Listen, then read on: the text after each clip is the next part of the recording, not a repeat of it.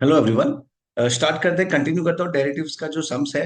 आज का जो क्वेश्चन नंबर है वो है question number 13 which is similar to question number 11। काफी सिमिलर है लेकिन विद स्मॉल चेंजेस और कुछ इंपॉर्टेंट चीजें एक्सप्लेन करूंगा। चलिए आते हैं क्वेश्चन नंबर 13। लास्ट वीडियो में मैंने क्वेश्चन नंबर 11 कराया था ये और क्वेश्चन नंबर 13 काफी सिमिलर है, लेकिन जैसे मैंने बताया कुछ छोटे मोटे चेंजेस है। Will see. On 1 April an investor has a portfolio consisting of 8 securities as shown below. हमारे पास 8 सिक्योरिटीज है, उसके प्राइजेस दिए गए, मार्केट नंबर ऑफ शेयर्स है, मार्केट प्राइस है और उसका ये बीटा वैल्यू है। बेसिकली ये वैल्यू यानी बीटा वैल्यू। और नीचे लिखा है the cost of capital for the investor is 20% पर एनम कंटिन्यूसली कंपाउंडेड। ये स्ट्रेट अवे कंपाउंडिंग का ही रेट देके रखा है। The investor fear a fall in the price of the shares in the near future. Accordingly, he approaches you for the advice to protect the interest of the portfolio. You may make use of the following information. The current Nifty जो है at present 8,500 पे चल रहा है। Nifty units can be traded in 25 only। 25 units का एक lot है। Futures for May are currently quoted at 9,000 8,700 and futures for June are quoted at 8,850। Okay, ये हमें फ्यूचर्स का एक्चुअल प्राइस दिया गया है। कोटेड मतलब actual price. You are required to calculate the beta of the portfolio. में portfolio का beta सबसे पहले फाइंड करना है, फिर theoretical value of the future contract for contract expiring in May and June, और फिर लास्ट में हमें थर्ड पार्ट में हेजिंग करना है, वो देखते हैं। चलिए पहले फर्स्ट पार्ट पे आते हैं। Portfolio beta. पोर्टफोलियो बीटा पूरा सिमिलर है, सेम थिंग। मैं इस पे टाइम वेस्ट नहीं करूंगा ज्यादा, सीधा हम लिख देंगे सिक्योरिटी क्या है, देन नंबर ऑफ शेयर्स। जैसे सिक्योरिटी ए है, नंबर ऑफ शेयर्स 400 है, मार्केट प्राइस पर शेयर, मार्केट प्राइस पर शेयर 29.4 है, तो हमें इससे मार्केट वैल्यू मिलेगा 400 इंटू 29.4, दैट इज 11,260। ये हो गया हमारा मार्केट वैल्यू। इस तरीके से हमें B C D up to H सबका मिलेगा मार्केट वैल्यू। फिर हम उसका टोटल करेंगे, टोटल मार्केट वैल्यू। फिर हम मार्केट वैल्यू को देखें, हमें पोर्टफोलियो बीटा फाइंड करना है, तो हमें पता है क्या करना है, weights into beta. Weights into beta simple, तो हमें पहले वेट्स फाइंड करना है। ये मार्केट वैल्यू मिल गया, इसे हम वेट्स में कन्वर्ट करेंगे। कैसे करेंगे, this upon the total. Second का जो भी मार्केट मार्केट वैल्यू का डिवाइड बाय टोटल, थर्ड का जो भी मार्केट वैल्यू होगा डिवाइड बाय टोटल। उस तरीके से हमें मार्केट वैल्यू के वेट्स मिल जाएंगे। फिर वेट्स को हम बीटा से मल्टीप्लाई करेंगे, जो कि फर्स्ट का है 0.59, तो फाइनली हमें मिलेगा वेट इंटू बीटा, और इसका जो टोटल होगा दिस इज पोर्टफोलियो बीटा। ये है हमारा पोर्टफोलियो बीटा। तो मैं क्या करता हूँ, ये पार्ट मैं खाली सोल्यूशन से डायरेक्ट ले लेता हूँ, इसमें खाली कैलकुलेशंस है, प्रोसीजर मैंने समझा दिया है। आई होप वो ओके है। वेट्स बस सिंपल, वेट्स इंटू बीटा और कुछ नहीं है। तो देखो ये है पोर्टफोलियो, टोटल मार्केट वैल्यू आ रहा है ईयर 994450, और बीटा आ रहा है 1.102, 1.102, 1.105। चलो, इन्होंने खाली डिफरेंट मेथड से किया है, आंसर सेम आएगा जो मैंने बताया। इन्होंने इस बार उन्होंने वैल्यू को बीटा से मल्टीप्लाई किया है, और लास्ट में मतलब उन्होंने क्या किया है, summation value into beta upon summation of value, इस तरीके से किया है, वो भी चलेगा। और समेशन वेट इनटू बीटा करेंगे तो भी चलेगा। It's a same thing. Okay, it's a same thing, mathematical है खाली। फाइन, चलो मैं आगे आता हूँ। क्वेश्चन नंबर 13 इस, तो हमारे टोटल मार्केट वैल्यू आया है 994450, और बीटा था 1.102।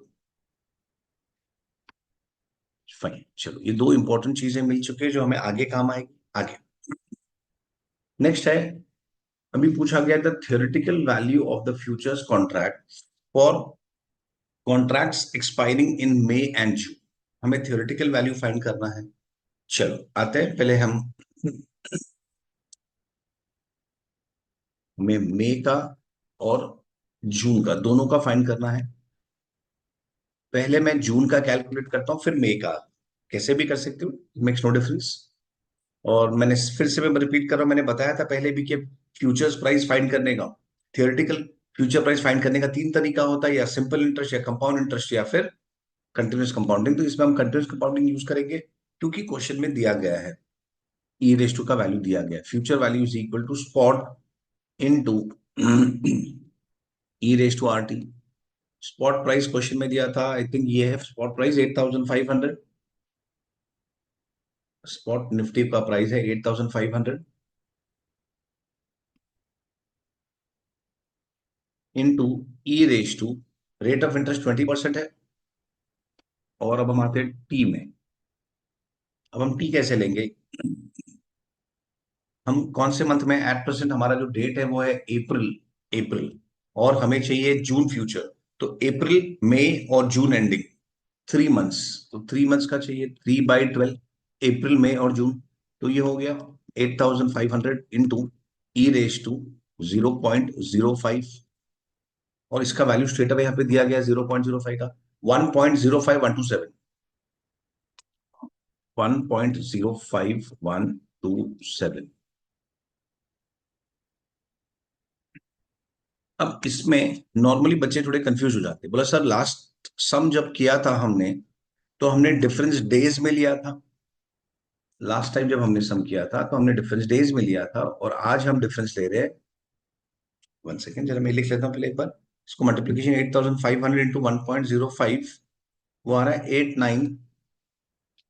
8,500 इंटू 1.05127,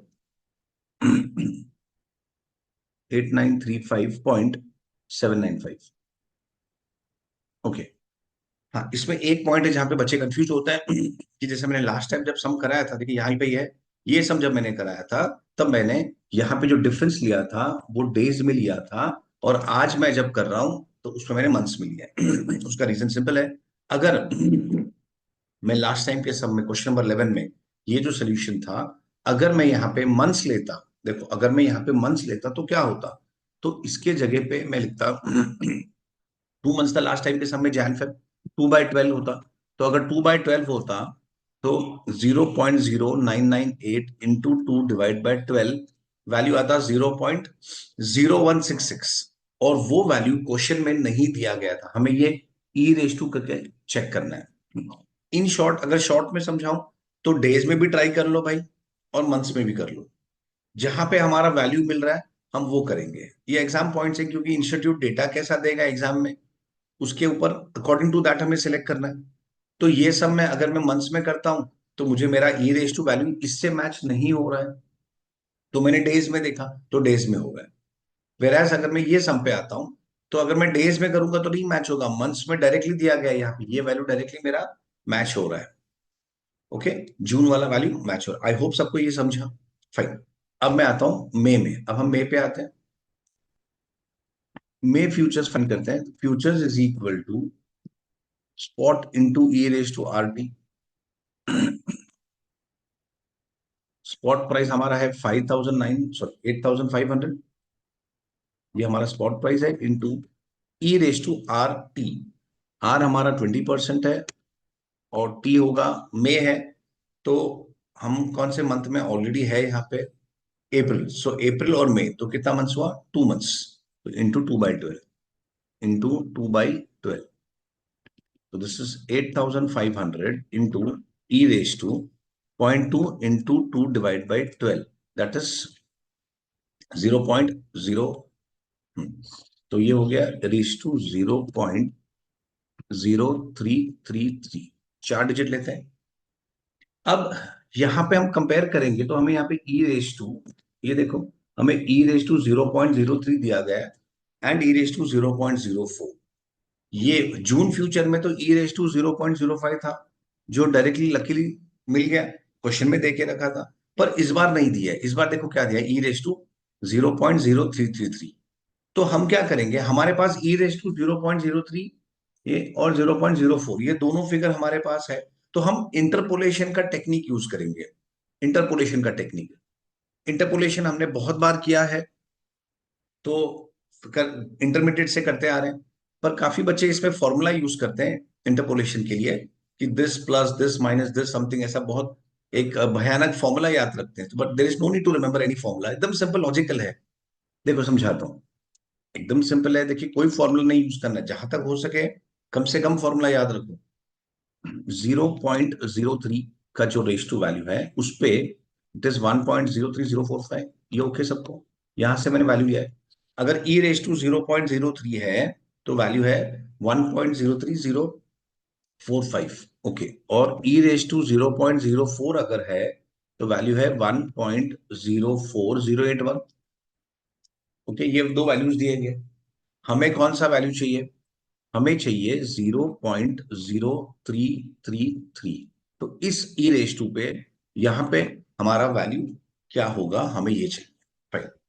तो देखिए सिंपल मैथ्स है। नाम दिया गया है इंटरपोलेशन, चलो नाम है इंटरपोलेशन, पर लॉजिकली ये है सिंपल मैथ्स। अब मुझे यहां से वैल्यू यहां पे लेके आना है। ओके, तो चलो हम क्या करेंगे, तो it has to be 1.03045 plus something, क्योंकि मुझे देखो मेरा एरो मुझे यहां से यहां पे आना है ना, तो it has to be 1.03045 plus something, मुझे कुछ आगे लेके जाना है। तो सिंपल कैसे करेंगे, ये देखो, ये जो डिफरेंस है उसके लिए जो टोटल वैल्यू का डिफरेंस है वो ये है जो मैंने एरो डाला है। मैं एक बार फिर से बताता हूँ, 0.03 और 0.04, ये डिफरेंस कितना हुआ? ये डिफरेंस हुआ 0.01। तो इस डिफरेंस के लिए जो आंसर में डिफरेंस है वो कितना है? 1.04081 माइनस 1.03045। तो वो डिफरेंस है 0.01036। 0.01036। फिर से बोल रहा हूं, इन दोनों का डिफरेंस है 0.01। तो 0.01 के लिए आंसर का डिफरेंस है 0.01036। तो इन दोनों के डिफरेंस के लिए व्हाट इज दिस डिफरेंस? तो इन दोनों का डिफरेंस है 0.0333 माइनस 0.03। तो ऑब्वियस है 0.0033, उसके लिए क्या डिफरेंस है? तो ये हो जाएगा 1.03045 प्लस, इसको हम क्रॉस मल्टीप्लीकेशन कर लेंगे, 0.0033 इंटू 0.0103 डिवाइड बाई 0.01। तो ये आता है 0.00339 और 9, इसे ऐड कर देंगे प्लस 1.03045, तो आंसर आ जाता है, नीचे लिख देते हैं, 1.0334849। तो दिस इज द आंसर। ये आंसर ऊपर आ जाएगा। ओ, यहाँ पे मैंने स्पेस नहीं छोड़ा था। Okay fine, is equal to 8500 into 1.0334849 into 8500। तो ये हो गया 8787.7165। एक बार मैं फिर से रिपीट करता हूं, देखो इंटरपोलेशन एकदम सिंपल प्रोसीजर होता है। इंटरपोलेशन में हमें करना क्या है, हम यहां से स्टार्ट करेंगे और हमें यहां पे जाना है फर्स्ट थिंग। तो मैंने क्या किया, 1.03045 ये वैल्यू से स्टार्ट किया। ओके, अब मैं बोल रहा हूं कि देखो 1.03045 प्लस समथिंग, तो अगर इन दोनों का डिफरेंस 0.01 है तो इन दोनों का डिफरेंस है 0.0103। तो अगर मुझे ये डिस्टेंस कवर करना है तो उस पर क्या डिफरेंस नीचे होगा, दैट्स इट। उसको हम सॉल्व करेंगे तो हमें आंसर मिल जाएगा। आई होप ये इंटरपोलेशन मेथड समझ गया है। No need to remember any formulas. Okay, इस तरीके से सिंपल लॉजिक अप्लाई करो तो तुम्हें आंसर आ जाएगा। फाइन, आगे जाता हूं। सेकेंड पार्ट भी मिल गया, ये हमें थियोरेटिकल वैल्यू ऑफ फ्यूचर मिला है। थर्ड पार्ट पे आते हैं। The number of Nifty future Nifty contract that he would have to sell if it desires to hedge until June in each of the following cases, his total portfolio. Fine, उसे पूरे portfolio को hedge करना है। अगर पूरे portfolio को hedge करना है तो चलो थर्ड पार्ट पे आते हैं। थर्ड पार्ट, हमें पूरे पोर्टफोलियो को हेज करना है, तो number of contracts, number of index future contracts जो उसे सेल करना है। सेल करना होगा ऑब्वियसली, क्यों सेल करना है? क्योंकि वो पोर्टफोलियो में बाई करके बैठा है, उसका लॉन्ग पोजीशन है। क्योंकि पोर्टफोलियो में लॉन्ग पोजीशन है तो हेजिंग करना है तो उसे शॉर्ट करना होगा, ये हमने डिस्कस किया है पहले भी। फाइन, तो हमें क्या करना है, पहले हमें देखना है पोर्टफोलियो का वैल्यू क्या है। तो पोर्टफोलियो का वैल्यू था 994450। ये हमारा पोर्टफोलियो का वैल्यू है। अब अगर हेजिंग करना है तो इंडेक्स फ्यूचर में कितने का पोजीशन क्रिएट करना होगा। तो वो उसे क्रिएट करना होगा 1 पॉइंट इंटू बीटा। ये जो है 1.102 इंटू बीटा।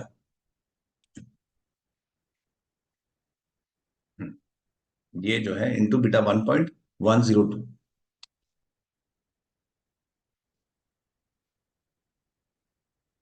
1.102।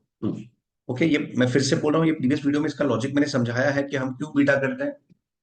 अभी फॉर्मूला बता रहा हूँ खाली कि जो भी पोर्टफोलियो का वैल्यू है इनटू बीटा करेंगे ना, तो हमें जो आंसर आएगा उतने का उतने का इंडेक्स फ्यूचर्स हमें शॉर्ट करना है, सेल करना है, उतने का इंडेक्स फ्यूचर हमें शॉर्ट करना है। फाइन। फिर ये टोटल वैल्यू है डिवाइड बाय एक सिंगल इंडेक्स फ्यूचर का वैल्यू, कि अगर मैं एक इंडेक्स फ्यूचर लेता हूं तो उसका वैल्यू क्या है। अगर मैं एक इंडेक्स फ्यूचर लेता हूं तो एक इंडेक्स में निफ्टी में 25 यूनिट्स है।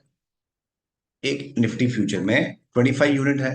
तो चलो 25 इंटू इंटू अब हमें फ्यूचर्स के प्राइस से मल्टीप्लाई करना होगा सो दैट हमें एक कॉन्ट्रैक्ट का वैल्यू मिले। आई रिपीट, न्यूमरेटर जो है वो है मुझे टोटल कितना इंडेक्स फ्यूचर लेना है, और डिनोमिनेटर जो है वो है एक कॉन्ट्रैक्ट का वैल्यू, तो मुझे टोटल नंबर ऑफ कॉन्ट्रैक्ट्स मिल जाएंगे। तो चलो एक कॉन्ट्रैक्ट में 25 यूनिट्स है। अब मैं उसे मल्टीप्लाई करूंगा, मैं किससे मल्टीप्लाई करूंगा। ये हमें कौन सा फ्यूचर चाहिए, यहाँ पे लिखा है देखो, the number of Nifty future. ये if it desires to hedge until June, उसे जून तक का हेजिंग करना है। अगर जून तक का हेजिंग करना है तो उसे जून फ्यूचर लेना होगा। जून फ्यूचर, तो जून फ्यूचर का प्राइस, अब हम कौन सा प्राइस लेंगे जून फ्यूचर के लिए, हमें ये प्राइस लेना है जो थियोरेटिकल प्राइस है, या हमें ये प्राइस लेना है जून फ्यूचर का 8850 जो एक्चुअल प्राइस है। तो ऑब्वियस है हमें एक्चुअल प्राइस लेना होगा 8850 and not theoretical price. Logic simple है। हमारे हिसाब से जून फ्यूचर का जो फेयर वैल्यू है, करेक्ट वैल्यू है, वो है 8935। ये 8935 ये फेयर वैल्यू है, करेक्ट वैल्यू है। लेकिन हम जब मार्केट में जाएंगे, हम जब परचेज करेंगे, तो उसका एक्चुअल प्राइस 8850 चल रहा है। तो क्या हम फेयर वैल्यू पे परचेज कर पाएंगे? Obviously no. जो एक्चुअल प्राइस चल रहा है उसी पे लेंगे। अगर किसी बच्चे को डाउट है कि सर लास्ट टाइम तो हमने फेयर वैल्यू पे लिया था 11 सब में, नहीं नहीं, लास्ट टाइम भी मैंने एक्चुअल प्राइस पे लिया था। लास्ट टाइम ये लाइन था, देखो मैंने बताया था, assume that futures are trading at their fair value. उसमें क्वेश्चन नंबर 11 में क्लियरली लिखा था कि futures are trading at fair value, मतलब एक्चुअल प्राइस और फेयर वैल्यू दोनों सेम था। पर आज एक्चुअल और फेयर वैल्यू अलग है, तो ऑब्वियसली हम ट्रांजैक्शन एक्चुअल पे करेंगे। ये सिंपल लॉजिक है ना। सपोज एक प्रोडक्ट है जो 100 रुपए में मार्केट में बिक रही है, और मेरे हिसाब से इसका वैल्यू 95 होना चाहिए, फेयर वैल्यू। तो मैं अगर मार्केट में जाऊंगा परचेज करने, तो क्या मुझे 95 में मिलेगा? क्या मैं शॉपकीपर को, दुकान वाले को बोलूंगा कि नहीं भाई फेयर वैल्यू 95 है, तुझे 95 में देना है? Obviously no. जो एक्चुअल प्राइस है उस पर ही ट्रांजैक्शन होगा। फाइन, आई होप ये पॉइंट समझ गया सबको। तो हम एक्चुअल प्राइस पर ट्रांजैक्शन करेंगे, दैट इज 8850। तो ये हो गया 99450 into 1.102 divide by 25 divide by 8850। तो ये आया 0.495, यानी 0.50 कॉन्ट्रैक्ट। तो हमें एक कॉन्ट्रैक्ट तो लेना होगा, तो हम एक कॉन्ट्रैक्ट लेंगे। ओके, चलो ये फर्स्ट पार्ट हो गया सबका, एक कॉन्ट्रैक्ट। अब क्वेश्चन में लिखा गया है उसे अगर 50% ऑफ इस पोर्टफोलियो ही अगर उसे हेज करना है, इस बार उसे पूरा हेज नहीं करना है, उसे 50% ही हेज करना है। सेकेंड पार्ट में लिखा है कि उसे 50% ऑफ इस पोर्टफोलियो हेज करना है। चलो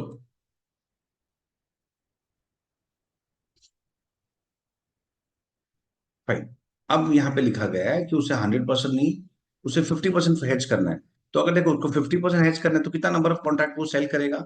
सेम 99, आई थिंक मिस कर दिया, 99450 नहीं था, 994450 था। ओह, तो ये वैल्यू चेंज हो जाएगा।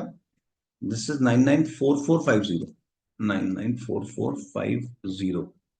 तो 994450 into 1.102 divide by 25 divide by 8850, तो ये आ गया 4.95। ये चेंज हो जाएगा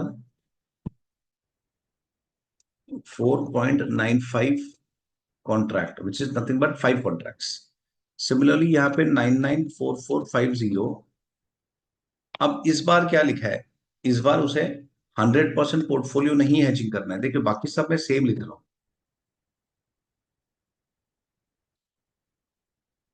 सब कुछ सेम, पर क्वेश्चन में क्लियरली लिखा गया है कि उसे अभी 50% ही उसे हेज करना है, उसे 50% पोर्टफोलियो ही हेज करना है। तो सीधी बात है, आंसर आ जाएगा 9। इसका स्ट्रेट अवे 50% कर सकते हैं, 4.95 into 50%, 2.5 contract, 994450 into 50% into 1.102 divide by 25 divide by 8850। तो 2.4748 कॉन्ट्रैक्ट आ रहा है, विच इज नथिंग बट 2 और 3 कॉन्ट्रैक्ट्स, या तो दो या तो 3 कॉन्ट्रैक्ट। और लास्ट पार्ट में लिखा गया है कि उसे 120% हेज करना है, तो हम 50% की जगह पे 120% कर देंगे, बाकी rest all everything same. 994450 into 120% हो जाएगा, और इंटू 1.102 डिवाइड बाई सब कुछ सेम 25 इंटू 8850। उसे ज्यादा पोर्टफोलियो का हेजिंग करना है, 994450 into 120% into 1.102 divide by 25 divide by 8850। तो ये आ जाएगा 5.94, दैट इज 6 कॉन्ट्रैक्ट्स। तो हमें 6 कॉन्ट्रैक्ट्स का हेजिंग करना है। इन शॉर्ट इस समय इंस्टीट्यूट का क्या एम है कि बच्चों बच्चे क्या सीखे कि अगर फुल हेजिंग करना है तो इस तरीके से, अंडर हेजिंग करना है 50% पोर्टफोलियो को तो इस तरीके से, और 120% को हेज करना है तो इस तरीके से। आई होप हमें ये क्वेश्चन समझ गया है पूरा। स्टिल किसी को कोई डाउट है, कुछ कुछ नहीं समझा है तो प्रॉपरली एक बार देख लेना। Okay, this is similar to 11th। अगर एक बार तुम 11th क्वेश्चन देख लोगे तो तुम्हें 13th में भी थोड़ा कंफर्ट लेवल आ जाएगा, दोनों क्वाइट सिमिलर है। Fine, okay, with this I stop the video. चलो बाय।